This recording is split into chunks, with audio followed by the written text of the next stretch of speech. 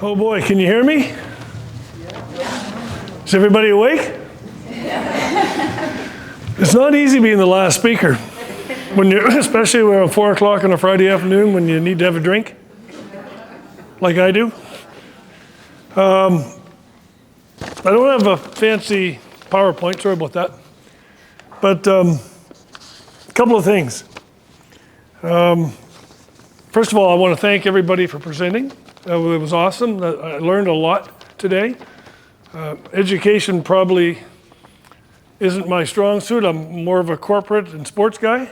I barely passed my university degree, so that was a challenge. But learning what I've learned today and what I can take home has really been special. So I'd like to thank you all for the opportunity to take part in today's symposium and learn about the initiatives from across Canada that are building early childhood education and public education. Sir, please use a mic. Can they can't hear? Oh dear. This one here?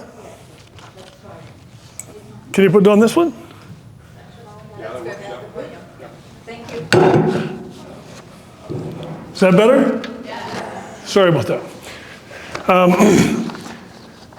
So your knowledge and your passion today to expand early learning opportunities for all children fuel today's discussions, and this is a priority for our family foundation. So many of you might ask the question, why am I here and why is my mother not here, who's been the sort of champion of early childhood education for our family foundation for many years. She couldn't be here today, and the short story behind that is about a month ago, 2 weeks before the board meeting, Jane, I got a call from my mother, and she said, I have some news for you. I'm on the board of directors for her foundation. She said, I'm not going to be chair of the foundation anymore. So I said, oh, shit, Mom. You can't give it up. You know, I know you're approaching 90. But, you know, you've got a sound mind and your mobility isn't where you'd like it. But you can still make a very meaningful contribution. So forget that nonsense. Just stay on. No. She's very stubborn. She said, no, I'm out and you're in. I'm in. What do you mean I'm in? You're the new chair. Oh. So I listened to that for a bit and I said, well, I guess you could say I've learned over the years that you don't argue with my mother, especially at 90 years old. So here I am. So again, I'll do the best I can. One of the things I learned today, which I found actually profound, was, first of all, for me personally, I spend most of my time in the corporate world, some in the sports world. So I have a pretty good understanding. I chair the board of our family business, McCain Foods. You might have heard of it somewhere along the way. It's a pretty big international company. We have about, I think, 23,000 people now working around the world in about 60 countries. 160 countries, and we have 65 facilities. So we're a fairly international company. So I've been learning a lot about, as chair of the board, different things that we can do to move the company forward. And as I listened to all of the speeches today, every single one of them, I could point to something in business that relates to early childhood education. And so I'll just give you a couple of the ones that really resonate with me. You talked about economies of scale and the importance of the infrastructure and having asset utilization. That's a topic most businesses talk about. So how can you leverage your assets? You talked about the importance of talent development and educating your workforce. Companies that don't spend time focusing on their people and their organization will fail. So they have to continuously work with helping in professional development, so you could easily apply that thinking into your early childhood educators. Best practices around the world. I hear OECD countries, some of them are Europe, they're doing a much better job than we're doing here in Canada. And I think that's something that we can learn from. So again, something to learn today. Building a culture of high engagement, both IQ and EQ. I love this one because, we heard the panel talking about it today. especially when it comes around diversity, equity, and inclusion. Do you know that every single company I know, every single one, private or public, is talking about diversity, equity, and inclusion? They're talking about it. And they're trying to make a difference. It's not as if they're not on their agenda, but let me tell you, it's tough. And why is it tough? It's because when you're trying to change cultures, change how people think, when they're in workforce, they come into the workforce, what, 19, 20, maybe earlier, but usually, by that time, it's tough to change it. It's tough to change it. The way to change it is to start focusing on these early years. That's how you change diversity, equity, inclusion, in those early years. Talk about language skills, same thing. But you have to change culture.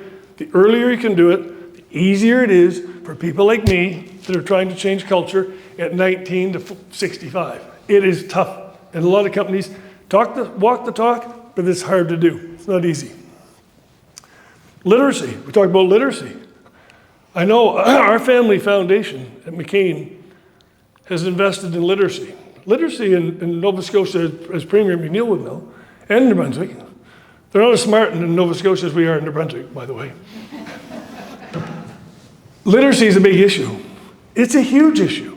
And we've tried to make a difference in New Brunswick, in our small province, in a small way. But it doesn't have the impact that you do when you're starting to talk about literacy in 3 to 6. It's not even close. So just another example of where business people, provinces can really benefit from this literacy piece. We talked about people, and I can tell you right now, any speech I give on business, it's all about people. It's all about people. It's all about people. So the people you're employing in the early childhood space, that's where it's at. That's what's important. And finally, I'm going to make a comment about why you're here today, or not why you're here, but some of the things you might want to consider for the future. I personally think the talks today were profound. I loved them. But I really believe that if you want to move the needle in this space, you're going to have to engage the corporate community at a lot higher level. That might sound a little funny, but trust me, all of these things that I just talked to you about in terms of corporations and how they want to run their business can really catch the ear of corporate leaders. If you catch the ear of corporate leaders, they will help the politicians and how important it is. So it's just my own personal thought, but I think it's something where in future you might want to try to engage more people to get them excited that are in senior business leaders that can make a difference. I think it's important. Finally, today I want to announce a new initiative that our foundation is embarking upon to build broad support for school-based early childhood education for 4-year-old children in Atlantic Canada. Our initiative begins with gathering together corporate and community leaders who will lend their voices and influence to promote this goal. The former Premier of Nova Scotia, Stephen McNeil, has agreed to chair this initiative. And actually, I'm quite excited about it. When I was asked to take on the new chair role, I obviously was able to have more say as to where we would put our time and effort. And we quickly, Jane and I, put together a committee to work from the foundation, on the foundation. And my personal goal, I'm Atlantic Canadian first. I want to make a difference in our region. We have 4 provinces.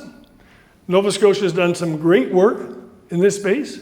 It should be recognized, particularly with the investment that my mother's made in early childhood in Mount St. Vincent. I think we can make a difference in Atlantic Canada, and I think we can show the rest of Canada how it's done. So that might sound like a bold goal, but I've seconded our former Premier, Stephen. I'm going to get him to come up and say a few words, just to sort of add a little color. But Stephen championed things in Nova Scotia in this space, and he and I are going to try, between his knowledge and working with the government officials and my knowledge of working in the corporate sector, I think we can make an impact, certainly on ECE in Atlantic Canada. So that's our mission, and thank you for listening to me. First of all, I want to echo Scott's words about today. I almost decided I was going to make a comeback.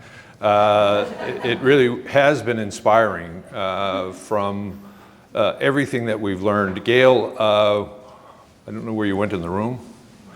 I just want to acknowledge you before I get into the education component. I couldn't help but agree with you every time you began to speak. I think I was born to the most extraordinary woman in the world. I think the gift that I was given, I'm the 12th of 17 kids to the same parents, and I think I was given the great gift of being born to the most extraordinary woman in the world and father. But I have to acknowledge that my ancestors were part of building systemic racism in our province and really across our country. And until we, all of you now, not me anymore, but all of you in positions of leadership acknowledge that and verbalize it, we then don't give ourselves the platform to begin to move forward. And until we acknowledge what has happened as this country has been founded and been built, which by the way is an extraordinary country and probably the most extraordinary country in the world, until we acknowledge the systemic racism within our systems, we'll never be able to achieve our ultimate best as a nation and as community in a province. So Gail, I just want to put my voice to yours and thank you for the work that you're doing in Nova Scotia. And I'm looking forward to seeing Don Bureau to find out why he changed the name of that. Don is the president of Nova Scotia Community College. As well though, here today in early learning, I want to just acknowledge the tremendous work that I'm hearing all across the country. And you know, part of the issue with inside of when you're leading governments, there's so many things happening with inside of a respective government or community or organization. We don't take the time to look across the country or across jurisdictions to kind of see what's working, how can we make it better? There's been lots of great news about what happened in Nova Scotia. I had the good fortune of having Mrs. McCain walk into my office shortly after I became Premier. The Minister of Education is from Colchester County, which happens to be where Mrs. McCain was born and raised. Between the two of them, I didn't have much of a choice that we were going to move forward. But there were a couple of stats inside of what happened in Nova Scotia, and I think it's important that you know these, but I think it's important that we remind elected officials, and I'm not at all levels of government, you're drinking from a fire hose all the time. That's not an excuse, it's just a reality. So you need to be able to acknowledge what's happening. And we in Nova Scotia were identifying, we were seeing such a gap between our children as they were entering into primary. I learned a new word, kindergarten today, I guess now is now the same thing, but primary. We were seeing such a gap between the top of those kids and the bottom of those kids. Another stat that you might have acknowledged here in Nova Scotia, 1 in 4 of our kids are living in poverty. And this is a socioeconomic issue for me. This is about poor kids being left behind. My children were going to get access to an evidence-based, play-based program because I could afford to put them in it. But what about that child whose parents can't afford to put them in it? In 1960, we had communities that surrounded those families and children. We don't have that today. Our families are spread out all across this nation and the world. It's our collective responsibility to ensure that every 4-year-old, regardless of the economic circumstances they were born into, gets to have the opportunity to live a full, productive, and achieve what they are meant to achieve. And it matters just as much to me that my neighbor's children have that opportunity as it does for my own. That is an important change for our future collectively. Why I'm excited to join and be part of this. First of all, I thought Margaret was going to be working with me, not Scott. Because I think I do bring two distinct positions in this. One is I've sat in a premier's office. So when they tell me why I can't do it, I think I can help you find a way to do it. It's easy to say no. It's easy to say no. Our economy can't afford, quite frankly, to leave these kids behind. But that should not be the reason why we do it. The reason we do it is because we should be caring for every child that has the luxury and opportunity to live in this country, and give each and every one of them the same opportunity to thrive and grow and achieve. And I also believe, with Scott, that we can step into corporate Canada and say, we're not looking for your money, we're looking for your voice. We need you to remind elected officials this is critical. This is critical for the success of our employees, and this is critical for the success of our country and for the economic future of our country. And your voice will matter. Put it on your agenda. Scott mentioned a number of opportunities when you can do that. I believe we can achieve this in Atlantic Canada. And unlike Scott, I'm a proud Atlantic Canadian, but I also believe, if you look historically, when Atlantic Canada gets its shit together, it can spread it all the way across the country. And we're looking forward to doing that together. Depending on which room requires the more kicking, depending on who goes in first. But I'm looking forward to this. I'm proud of the record our government had. Not everyone in Nova Scotia is proud of some of the things we did, and if you Google it, you can find out why. But this is one of the ones that I think that I will hold on to for a very, very long time. Because to be honest with you, our government never saw the benefit of it. The benefit of this program will be for future governments. But I'll get to watch my soon-to-be-born grandchild, 2 weeks, or maybe sooner, enter into a 4-year-old program. I'm watching nieces and nephews enter into that program, and I'm seeing them thrive. And I'll be able to sit back and smile and say, in some small way, we were part of that, and we listened to Margie McCain to make sure it happened properly. Continue to do what you're doing. I look forward to working with Scott, and I believe you're on the cusp. I know change is hardest in the middle. It really is. That's no matter what we do, no matter where we are in our lives, change is the hardest in the middle. I think you're beyond the middle. I think there's a feeling within inside of this country and within inside communities that 4-year-olds belong in our public education system. And the momentum is building and is built. Don't give up. Keep pushing. And we'll do our part from the East Coast to help spread it all across Canada.